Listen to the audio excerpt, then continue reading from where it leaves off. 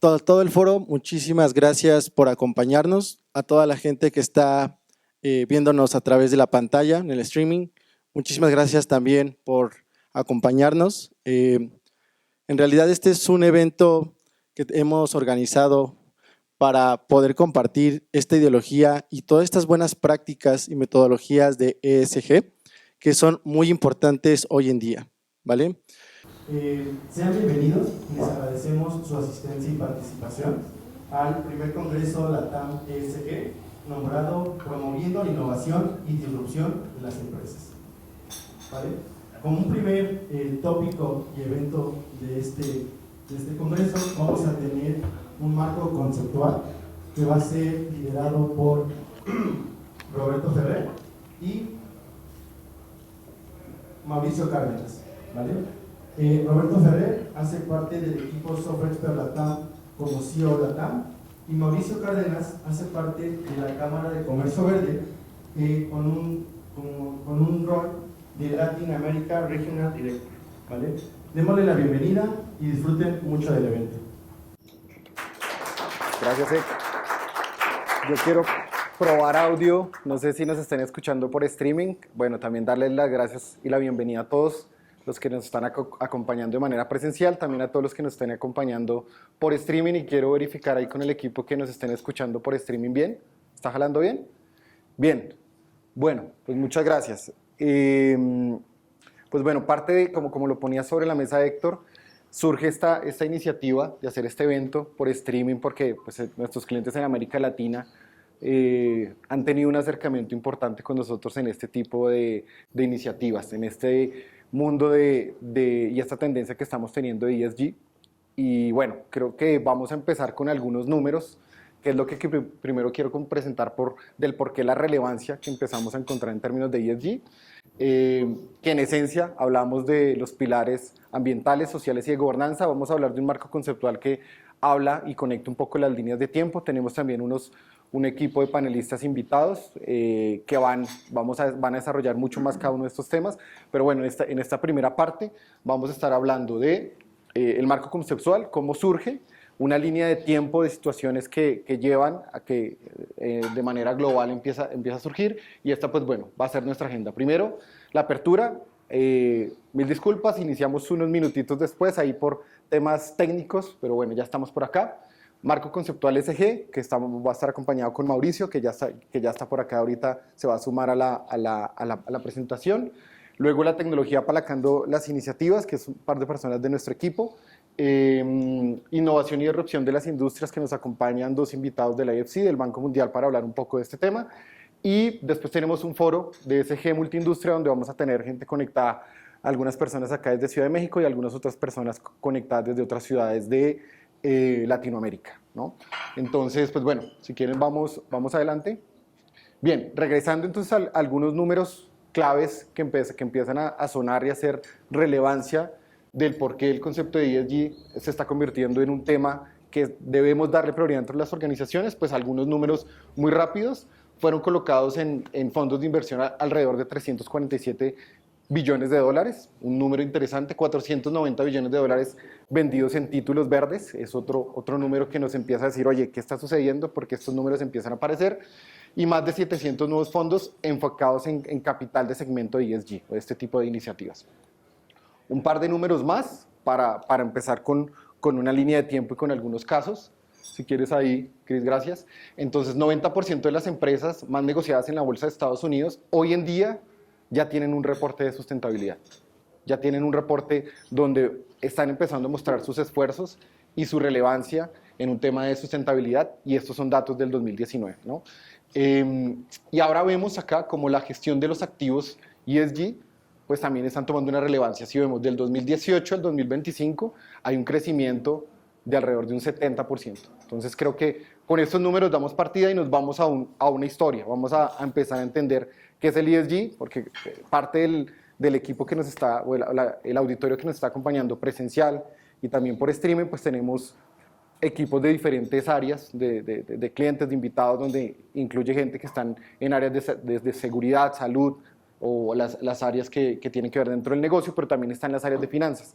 Lo interesante del foro de hoy es que vamos a tocar los dos temas. Cómo se conecta proyectos o toda la parte de investment en ESG, pero también cómo materializamos esto en términos de la gestión de la operación del negocio, ¿no? Entonces vamos para allá. Si quieres, vamos. Muchas gracias. Entonces, creo que empezamos con una línea de tiempo y cómo empezamos a identificar la relevancia en las organizaciones en términos de ESG. La línea de tiempo, 1980, vamos a profundizar algunos de esos temas para darle foco. 1980, boicot a Nestlé por comercializar leche de fórmula en países emergentes. Toda esta información, pues bueno, está abierta, es pública, que nosotros podemos encontrarla, pero ahí surge ya un primer caso donde empiezan a haber un grupo de activistas por una situación particular que más adelante vamos a profundizar en este caso. Nike, 1990, fue acusada por utilizar mano de obra infantil y por utilizar, pues además de eso, con salarios pues por debajo del salario mínimo, ¿no? Entonces empiezan a ver ya unos temas de relevancia. Aquí en la parte de Nestlé un tema de una fórmula y un tema que, bueno, que hay un producto que está sucediendo en 1990 con Nike, en las plantas de sus proveedores en Asia, con un tema de la mano de obra infantil. Vemos ya en el 2000, ahora otra temática que tiene que ver con Mattel. Tienen que sacar 967,000 productos del mercado porque estaban con contaminación de pintura de plomo. Entonces empiezan a aparecer otros puntos, otros issues interesantes a tratar. 2010, la plataforma Deepwater Horizon de BP explota y genera unos accidentes de trabajo, genera algunas muertes y también eso se relaciona con, ya empezamos a hablar de temas de salud y seguridad dentro de nuestros ambientes, dentro de las organizaciones y también un desastre ambiental, ¿no? 2013, colapso del edificio Rana Plaza de Bangladesh, utilizado por más de 25 marcas que se conectan con todo el modelo de globalización y donde se tenía gran parte de la manufactura de la industria textil, ¿no? Entonces empezamos a ver ahí algunos puntos interesantes. 2015, ya más reciente, creo que escuchamos la situación de Volkswagen, creo que fue muy sonado, parece que fuera hace poco, pero ya fue en el 2015, entonces es un rato. Situación similar en 2015 con proveedores de 3M, que porque supuestamente se suministraban productos procedentes de bosques, entonces miren que empezamos a tener una importancia por los bosques. ¿Puedo pedir un vaso de agua? Y el caso de 2015 de Volkswagen tiene que ver también con un tema ambiental. 2017-2018, miren que empezamos a tocar otros temas interesantes que se relaciona mucho Uber y Oxfam con temas de acoso sexual, con temas de ética, con temas de cómo el gobierno corporativo y la organización empieza a tomar conciencia sobre este tipo de situaciones. Y 2018, un tema de información con Wells Fargo, ¿no? Entonces, esta es la línea de tiempo de situaciones, de algunas situaciones que vemos en el mercado que empiezan a impactar y que empiezan a identificar que la sociedad se vuelve más relevante.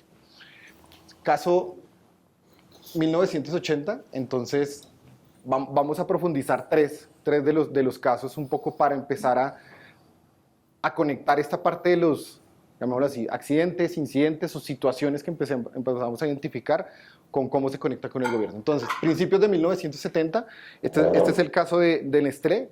1980, en principios de 1970 se empieza a distribuir esta leche materna en los países en vías de desarrollo, en África, en Asia y en América Latina. Era un producto muy bien posicionado en países de primer mundo. Hablamos de Estados Unidos y Europa, era un producto que se vendía muy bien. Sin embargo, en América Latina, en los países en vías de desarrollo, se empiezan a identificar algunos puntos críticos dentro del uso de estos productos. No era únicamente Nestlé, habían otras marcas que tenían ya la leche materna, y entonces se identifica, la problemática es que empieza a haber un alto número de desnutrición en los neonatos. El problema no era el número o el índice de desnutrición, porque eso ya sucedía. El problema era que era un alto índice de desnutrición en neonatos o en edades muy tempranas. Entonces, a partir de se hace una investigación, se empieza a hacer una investigación y se encuentran tres problemáticas con este tipo de productos. El primero, el analfabetismo que tenían las madres primerizas, que diría uno, bueno, pues esto qué tiene que ver, ya ahorita vamos a profundizar. Se identifica que las botellas en las que se preparaba la mezcla estaban en malas condiciones higiénicas. Pensemos en países en vías de desarrollo, Asia, África y América Latina.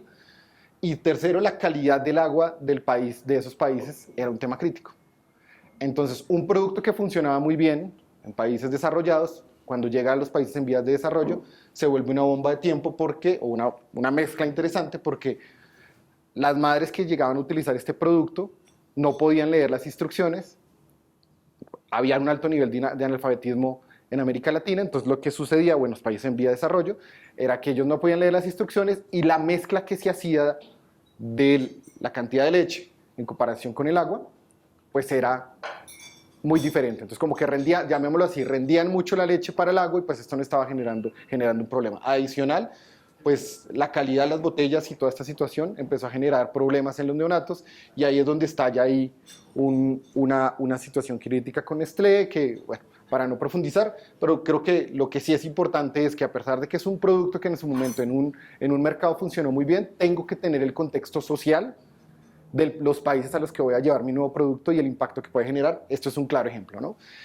Situación que resulta de esto, la OMS empieza a tener una relevancia, interviene dentro del proceso y ya empezamos a hablar de que en la industria de alimentos se empieza a intervenir y a promover, la OMS dice tenemos que promover el que las madres sigan amamantando a los neonatos, ¿no? Porque como que se estaba migrando en América Latina mucho al uso de esto, pero bueno, esto es otro tema ahí de discusión. El punto principal es que al final la OMS dice, ok, tenemos que empezar a regular este tipo de productos, ¿no? Entonces, el tema clave es, hay una problemática, se identifica que llegamos a otro mercado que generó este producto, esa situación, y empezamos a hablar de regulaciones. Entonces, tiene un riesgo, regulación y una problemática en un mercado particular.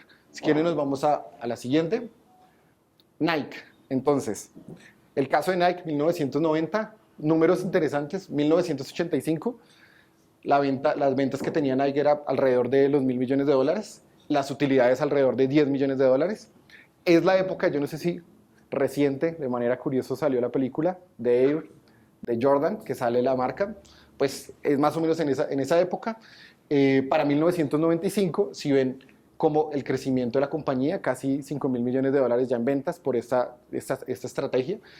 Y sale un escándalo y en ese momento una situación crítica que tiene que ver con un grupo activista Made in USA, era este grupo activista, donde ponen sobre la mesa que la producción de estos, llamémoslo así, artículos de lujo, estaba haciendo por personas o bueno, por niños en Indonesia. Esa es la situación que se presenta, entonces hay una problemática detrás de todo esto que tiene que ver con esa conciencia de quién es el que está llegando a la producción. Y bueno, al final del ejercicio, no para profundizar, sino simplemente lo que queremos es llevarnos a ideas. Lo que hace en su momento Nike es implementar supervisores para las plantas de sus proveedores. Entonces, en este instante, como organización, yo ya no solo me preocupo por mi organización, por lo que genera mi organización, sino también mi cadena de valor, ¿no? Entonces, vemos ya una conexión. El primer caso que se convirtió cuando hablamos de Nestlé en un tema social, que después se convirtió en un tema de salud por los niños, y ahora acá vemos un tema muy social, ¿no?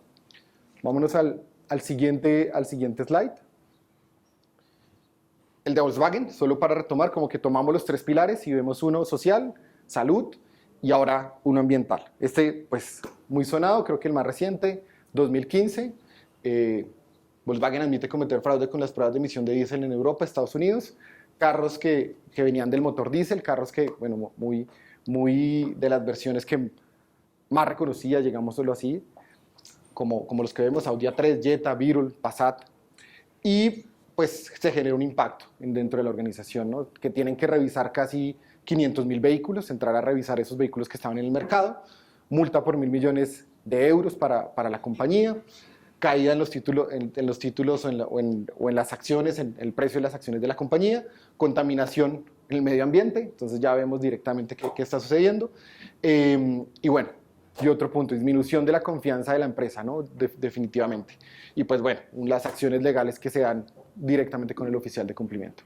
Entonces, si vemos una línea de tiempo de las situaciones que impactaron, profundizamos un poco más en el tema ambiental y nos vamos ahora en paralelo. Mientras esto estaba pasando en el mundo, habían personas ya preocupadas por, bueno, ¿y qué vamos a hacer? Queremos seguir haciendo negocios, pero queremos seguir haciendo negocios más conscientes y nos vamos con la siguiente línea de tiempo.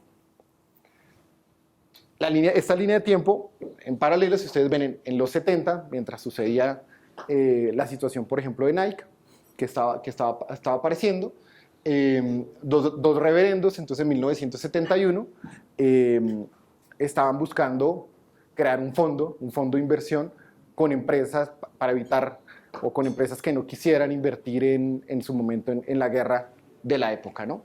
1977, muy similar, León Zúbila, reverendo líder de derechos civiles, empieza a crear unos principios, bueno, que se definan los principios de Sullivan, que después vamos a verlos más adelante, y en el 1984 se funda el primer foro de inversiones sostenibles en Estados Unidos, ¿no? Es un tema interesante. Nos vamos siguiente, con el siguiente punto. Entonces, en el 89, a partir del derrame de petróleo que hay con Exxon en una situación, entonces ya empieza a crearse una coalición ambiental que se da en este año. 1995, las Naciones Unidas organizan la primera conferencia con temas medioambientales. 2000, se genera también una iniciativa con base en los principios de Sullivan que veíamos en la parte de arriba de los 70. Y posteriormente, que eso también vamos a tratarlo, si quieres con la siguiente diapositiva ahí. En el 2005, 2015, entonces ya empezamos a hablar de los frameworks de ESG, que sale con el Global Compact que produce Who Cares Wins, y ahí empezamos a crear un primer framework. 2015, pues ya las Naciones Unidas crean ese framework para combatir el cambio climático, y en el 2016, que pues, esas son parte de las preguntas que nos hacían bastante, se definen los Objetivos de Desarrollo Sostenible, que define la ONU. Entonces vamos a ver un poco que estos son los Objetivos de Desarrollo Sostenible. Vamos a ver ahorita un poco dentro de las ponencias cómo empezamos ya a conectar dentro de las organizaciones los Objetivos de Desarrollo Sostenible y cómo hacen parte de la misión de las organizaciones. ¿Quieres? Vamos adelante. Vamos con las definiciones, ahora sí, framework. Entonces, en esencia, ¿qué es ESG? Los principios ESG, si vimos, retomando la línea de tiempo, situaciones ambientales, situaciones sociales y situaciones de gobernanza, que en esencia gobernanza tiene que ver con transparencia, temas de ética dentro de la organización, y los vamos acá como a profundizar, que vamos a verlo durante las diferentes tracks. Uno adelante, y es, cuando hablamos de los temas ambientales, ¿cuáles son como esos principales puntos que llegamos a tocar? Hoy en día, el uso de fuentes de energía renovables, programas de gestión de residuos que se empiezan a implementar dentro de las organizaciones, acciones relativas a las alteraciones climáticas, que tiene que ver, por ejemplo, con el consumo de agua, consumo de energía, cómo estoy haciendo este consumo dentro de la organización, materiales peligrosos y su disposición, a dónde llegan los materiales peligrosos que dentro de mis procesos productivos estoy haciendo, y la huella de carbono, ¿no? Es uno de los puntos, como los puntos principales cuando hablamos de temas ambientales. Cuando nos vamos al tema social, en realidad hoy el tema social es todo lo que tiene que ver con nuestra cadena de valor, cómo está haciendo, qué se está afectando en términos sociales. O sea, tiene que ver con derechos humanos, tiene que ver con diversidad, con temas de inclusión, que creo que para nosotros esto ya es algo que está sonando. Tiene que ver con algunos de los primeros pasos cuando empezaron a generarse estos incidentes y accidentes de trabajo, que es la parte de la seguridad y la salud del trabajador, que es la parte de la operación, ¿no? Que no va solo hasta ahí, y tiene que ver ahora con el tema del crecimiento tecnológico de la privacidad de datos. Empezamos a hablar en temas de privacidad de datos y cómo se están administrando esos datos de cada una de las personas que interactúan con nuestra organización. Nos vamos con el último pilar, que es gobernanza, y es, nuevamente, tiene que ver con la ética, con la transparencia de la organización, cómo su gobierno hace la reducción de riesgos de fraude, de lavado de dinero, de corrupción, de la definición y elaboración de políticas de la organización, y que estas políticas queden permeadas dentro del grupo, dentro de la organización. Responsabilidades, accionistas, bueno, ética y transparencia como pilares principales o como puntos principales de este pilar. Si quieres, vamos al siguiente.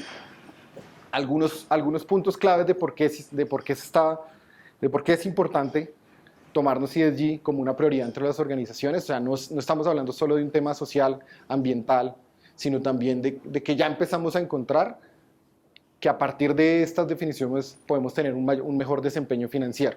Eso también lo van a profundizar ahí. Vemos McKinsey con algunos comentarios como un sólido desempeño de ESG, mejora el rendimiento de acciones y reduce el riesgo. Un comentario. NYU, más de 1000 estudios publicados desde 2015, donde se encuentran, digamos que en ROE y en ROA, una vinculación positiva. Y por último, ahí que vamos a tener invitados del Banco Mundial, pues ya empieza a generar un punto clave, y es que los indicadores de desempeño de las organizaciones pueden llegar a sumar en términos de ESG también en el desempeño a nivel país. Entonces, eso son puntos importantes. Siguiente.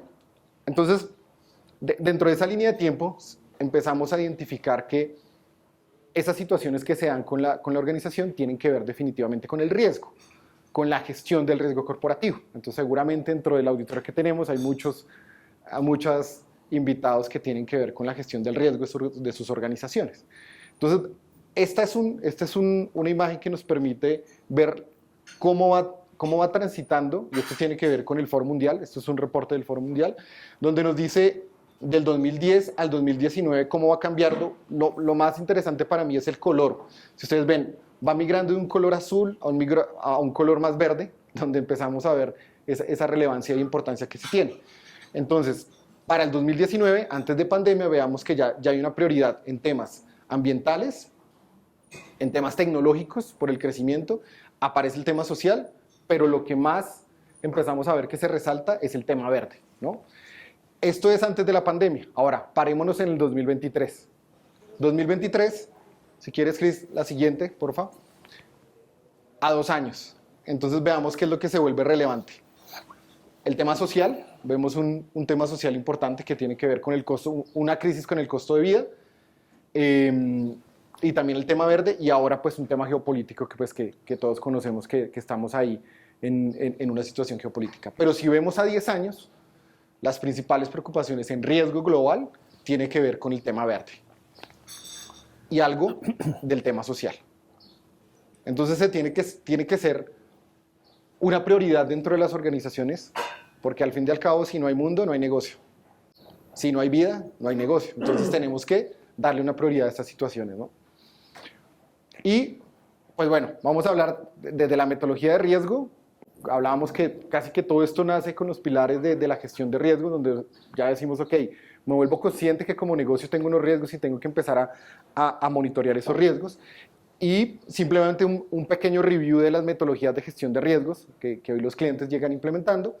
Hay 2 en términos de ESG, bueno, muy utilizadas. Esta es la del World Business Council de sostenibilidad, y de COSO, que es una primera metodología. Si quieres que en esencia es, voy a pasarlo rápido por términos de tiempo y hay que darle el espacio a Mauricio, es gobierno y cultura. Entonces es que desde el Consejo de Administración se esté tomando relevancia este punto y esté conectando mi estrategia, y eso es algo que nos va a presentar ahí en unos minutos Mauricio, que estemos conectando nuestra estrategia del negocio con los pilares ESG, ¿no? Y cómo se está gestionando y ejecutando, ¿no? Entonces, punto 1, gobierno y definición de estrategia de establecimiento de objetivos.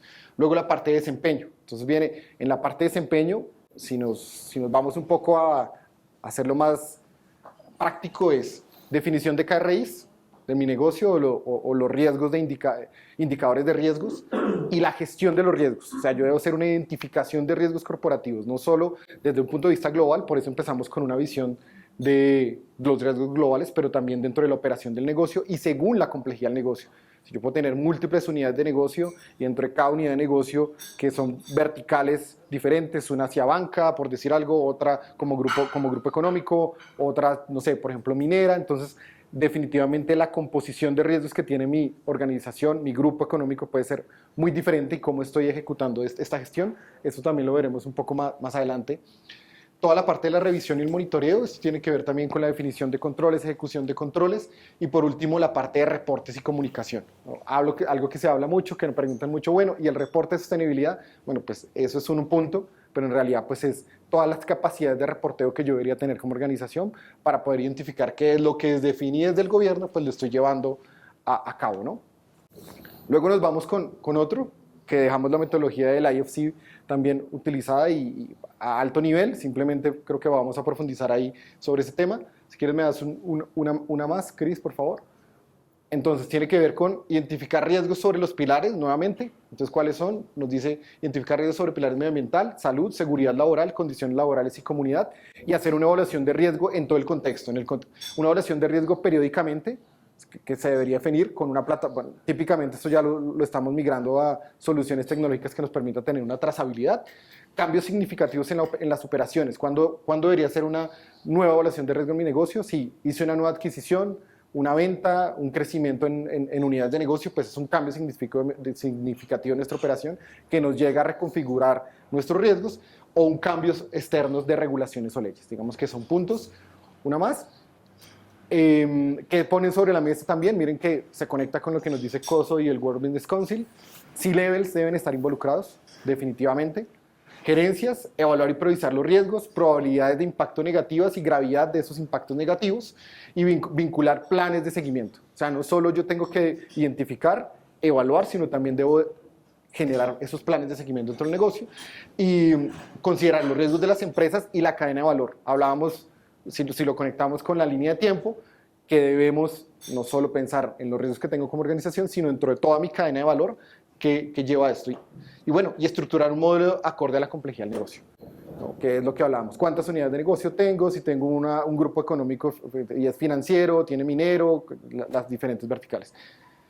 Con esto los dejo y le doy la entrada a Mauricio. Adelante. En estos temas de estrategia de ESG y su articulación a la estrategia de negocios, es muy fácil ser redundante con el marco que ya nos acabó de presentar Robert. Procuraré eliminar esas redundancias.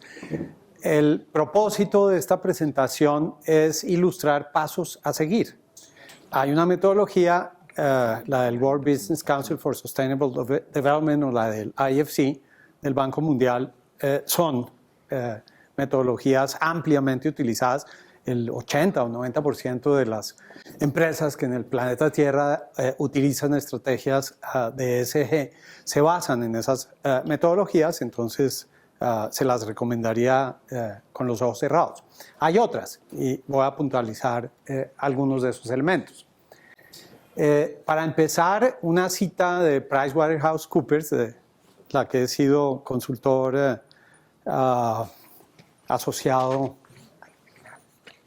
en varias oportunidades. ESG es más que buenas intenciones. O sea, da la sensación, yo he estado en el campo de la estrategia de negocios y análisis del entorno, de que estos episodios que datan de 1980, por ejemplo, para poner un punto de arranque, han estado siempre allí, a pesar de que la expresión ESG o ESG no existía en ese momento. Todo lo que pueda salir mal, eso es ESG. Y lo puntualizó muy bien Robert cuando decía, aquí estamos ante una situación de medir los riesgos que presenta el entorno al cumplimiento de metas de la organización, de metas de negocios. Hay que recalcar, y ya vuelvo a la cita de PricewaterhouseCoopers, que se confunden las expresiones ESG con la de evaluación de impacto. Y se confunden porque la evaluación de impacto suele aludir al efecto que nuestra acción tiene sobre el entorno. En ESG estamos hablando en el sentido contrario. ¿Qué de lo que ocurre en el entorno puede repercutir desfavorablemente o favorablemente en nuestra actividad empresarial? Entonces, más que buenas intenciones, se trata de crear un plan tangible, práctico, que logre resultados reales. El éxito no es solamente hacer algo en relación al cambio climático, la diversidad o la divulgación, la transparencia de qué es lo que la empresa está haciendo que pueda blindarlo de aquellos elementos del entorno que pueden afectar su desempeño o viceversa. Elementos del entorno que si no se desarrolla un comportamiento empresarial adecuado van a acentuar el impacto negativo.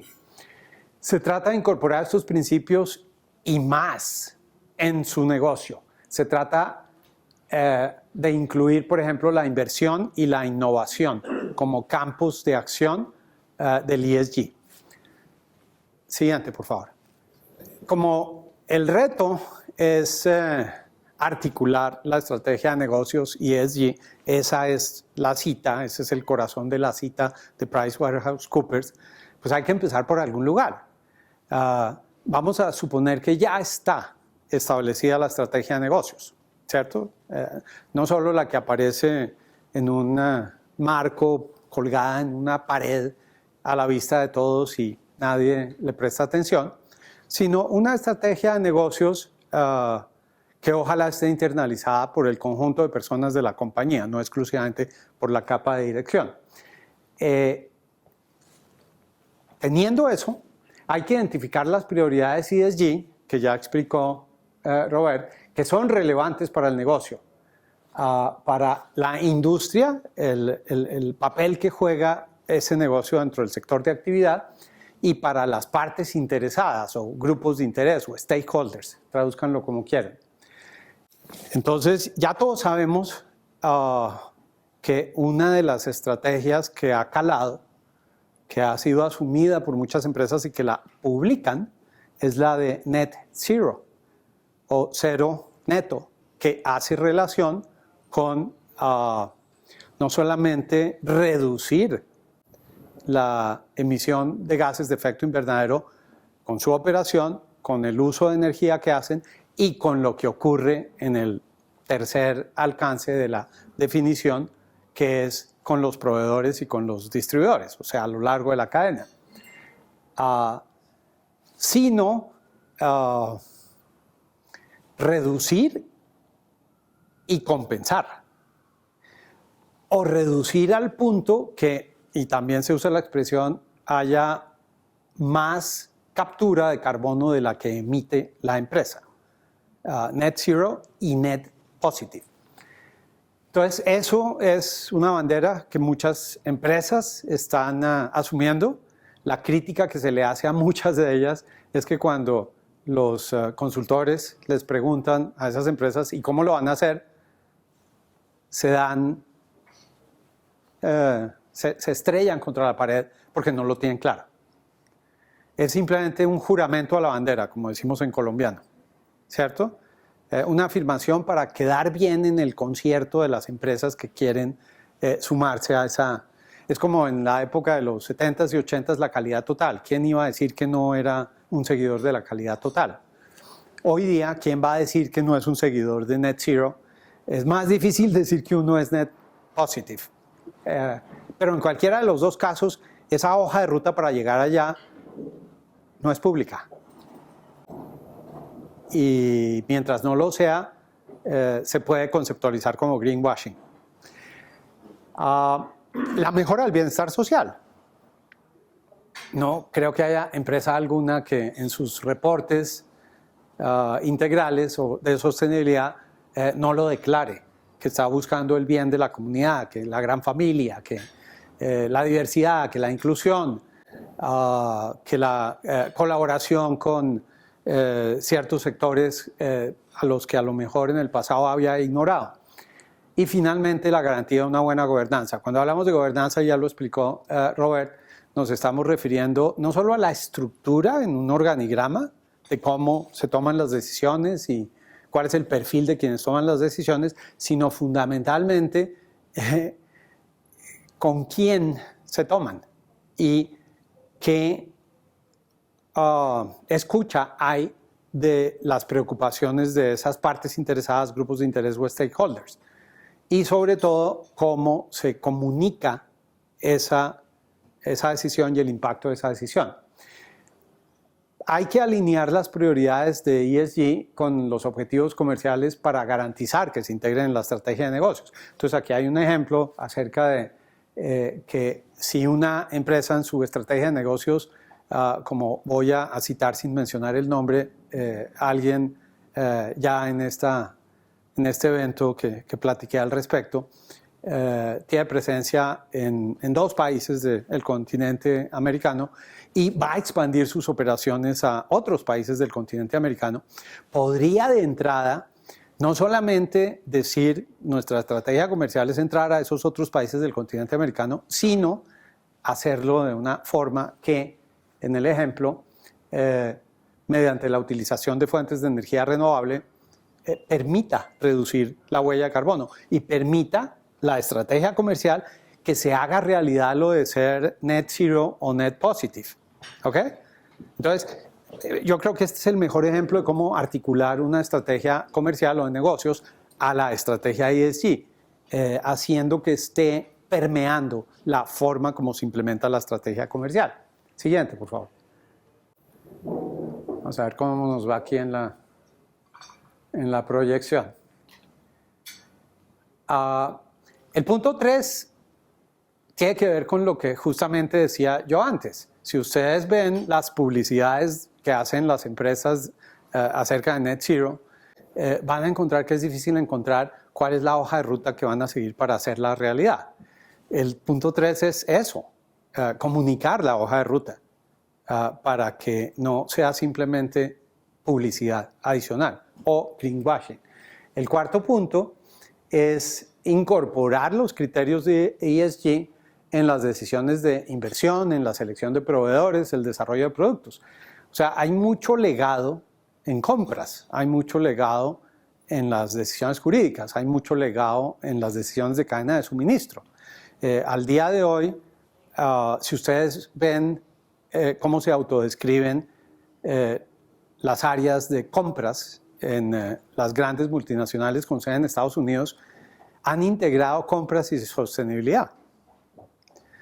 Entonces, están enviando un mensaje que, por supuesto, sí hacen transparente su hoja de ruta para los requisitos que deban cumplir los nuevos proveedores en términos de cumplimiento de los criterios ESG o, en un sentido más amplio, de la sostenibilidad.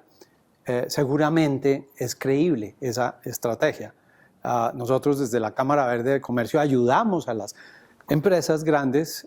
En una ocasión ayudamos a Macro, que es un gigante holandés competidor de Walmart, a definir esos criterios para que no fuera solamente una declaración pública. Estamos buscando que nuestra cadena de proveedores sea más sostenible, sino le estamos pidiendo esto y esto. Y muchas veces también es tentador simplemente que cumplan con unas certificaciones, desde ISO 9001 hasta ISO 14001, hasta reportes GRI, todo lo que ustedes quieran. Sin duda que eso es necesario, pero nuestra experiencia no es suficiente. Eso es para otra sesión. Siguiente, por favor. Hay que comunicar la estrategia ESG a esas partes interesadas, tanto internas, ¿cierto? Nuestros trabajadores, nuestros mandos medios, nuestros directivos, como partes interesadas externas. En la definición del mapeo de grupos o partes interesadas, en múltiples ocasiones nosotros hemos encontrado limitaciones, porque a veces, a pesar de que es ostensible la relación, ¿quién es una parte interesada para cualquier empresa? Quien se pueda beneficiar o quien se pueda perjudicar con la implementación de la estrategia. Y muchas veces las organizaciones son con tapaojos, como los caballos de los coches, que no quieren ver hacia sectores sociales o de otra índole que al no estar explícitamente considerados en su estrategia, no se sabe si se van a perjudicar o se van a beneficiar. Entonces, parte del desafío al implementar esta parte de la comunicación de la estrategia ESG es quitarse el tapaojos. El sexto, esto lo trabajamos mucho desde la Cámara Verde con los emprendimientos, es identificar en la estrategia de negocios qué apoyo se le está dando a la solución de problemas sociales, ambientales y o de gobernanza al tiempo que se conducen los negocios. Sabemos que las organizaciones de legado no nacieron para resolver problemas ambientales, sociales y o de gobernanza. Los emprendimientos, muchos de ellos sí. vinieron a suplir una función que las grandes organizaciones pues habían tenido ignorada. Esos son los ejemplos que nos dio del pasado, de las décadas del pasado, Robert. Al día de hoy, los emprendimientos nacen para resolver esos problemas. ¿Creados por otros? Sí, porque estaban ahí. Alguien más los tuvo que haber creado. ¿Creados solo por las empresas? No necesariamente. Hay muchos temas de marco regulatorio, hay muchos temas de ausencia de vocería para las comunidades que hacen que eso sea un punto ciego en la forma como esas empresas grandes se conducen. Entonces, aquí sí estaríamos intersectando el impacto que quiere tener la organización con los criterios ESG, pero recalco, son dos ramas que van la mayoría de las veces en paralelo. ESG mide el presente y el pasado, es el desempeño que ya se conoce. La evaluación de impacto, si bien tiene que apoyarse en el presente y el pasado, normalmente es para proyectar el futuro. Por eso existe un campo del mercado de capitales que se conoce como fondos de inversión de impacto. Esos fondos de inversión de impacto están principalmente interesados en qué va a ocurrir con las comunidades, con las industrias, con las que tienen relación las empresas, los emprendimientos y otro tipo de organizaciones que van a utilizar esos fondos de inversión de impacto. Es el futuro lo que está en la mira. El séptimo, ya voy a acabar, son solo 9. Hay que integrar la materialidad en la estrategia de negocios. ¿Qué es la materialidad? Es la medición de lo que realmente ocurre en términos ESG y en términos de reportes de sostenibilidad, no lo que se quisiera que ocurriera. Nosotros trabajamos con GRI, el sistema de reporte global, que a nuestro entender hace una muy buena labor en identificar la materialidad. Una cosa es el discurso, una cosa es el deseo y otra es la evidencia. Materialidad es la evidencia de qué es lo que en su interacción una empresa produce en materia ESG. Hay que establecer métricas para hacer seguimiento del progreso hacia los objetivos y metas de sostenibilidad. Nuestra Biblia, desde el punto de vista de métricas, en la Cámara Verde de Comercio, con pequeños emprendimientos y con grandes empresas, son los 17 ODS. Ese es un universo muy, muy complejo. Y parte de los diagnósticos que nosotros hacemos en las intervenciones tempranas sacan a flote áreas de contribución que, sea emprendimientos o sea empresas, no habían tomado conciencia en que pueden incidir. Les voy a dar un ejemplo muy sencillo. Una empresa de sistemas solares, a la que Elvia, la directora de Cámara Verde México, que me acompaña hoy aquí, y yo asesoramos. Y era una empresa relativamente pequeña, de menos de 50 empleados. En Colombia, parte de un programa de MIPYMES Verdes a los que les damos respaldo desde hace unos años.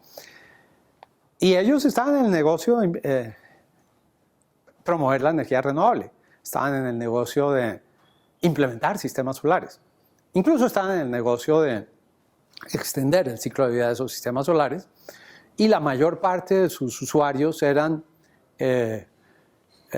actividades industriales en zonas en donde la electrificación no funcionaba como debiera, y otro tipo de actividades en zonas remotas que no tenían alternativa distinta de quemar combustible fósil para autoproveerse electricidad con plantas generadoras. A través del proceso de identificar métricas, se dieron cuenta, y a lo largo de los meses del acompañamiento lo llevaron a la práctica, al tener los 17 Objetivos de Desarrollo Sostenible, que además de contribuir al ODS de acceso a energía limpia, podían contribuir al de salud, podían contribuir al de educación, podrían contribuir al de trabajo decente. Ellos no lo tenían en el radar.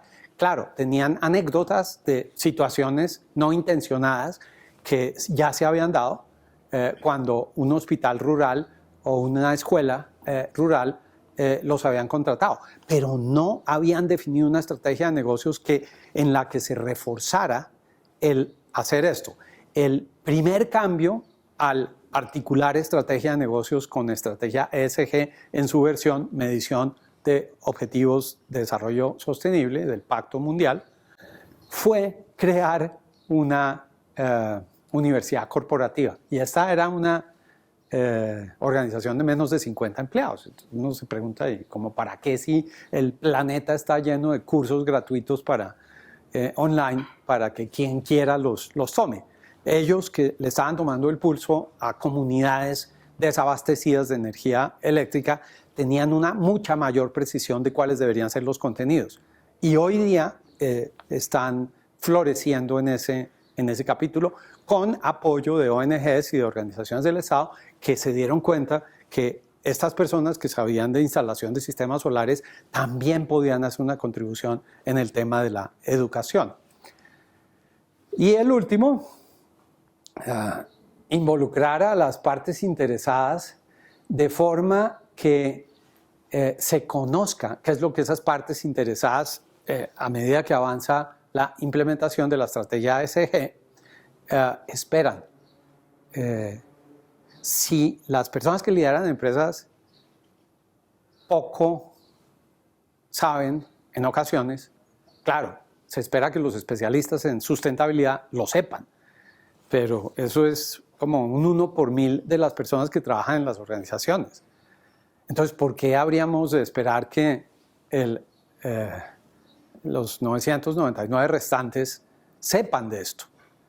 Y segundo, ¿por qué habría que esperar que las partes interesadas sepan de esto? Entonces, lo que hay es un trecho largo para generar el nivel de conciencia acerca de cómo las estrategias ESG pueden beneficiar la ejecución de las metas de negocios y, por supuesto, cuando lleguemos al capítulo, que les decía que era tema de otra sesión, de evaluación de impacto, puede haber métricas que demuestren que se logró avanzar. Si quieres, por favor, proyectar la última de las diapositivas con los datos de contacto para que podamos, en efecto, seguir en contacto. No me refería a los reportes GRI, pero ustedes pueden googlearlos y los van a encontrar muy fácilmente. Solamente cámaraverde.org, eso es todo. Memorícenselo. Nosotros cantamos el himno todos los días. cámaraverde.org. Muchas gracias.